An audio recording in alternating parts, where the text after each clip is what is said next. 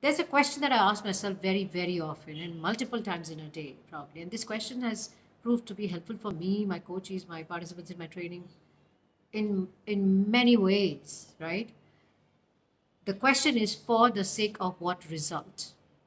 So whether I'm in a conversation with somebody or I'm thinking something or I'm taking some actions or I'm making decision, I constantly ask myself for the sake of what result am I doing this, thinking this, having this conversation, judging somebody, and so on and so forth.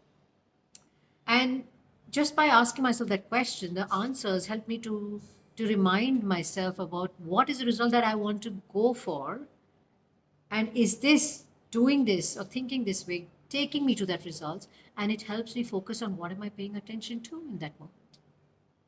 In fact, in one of my training sessions, the participants gave it an abbreviation and they said it is FTSOWR. It just helped them remember it better. For the sake of what results? And I'm inviting you to the same question. All the best.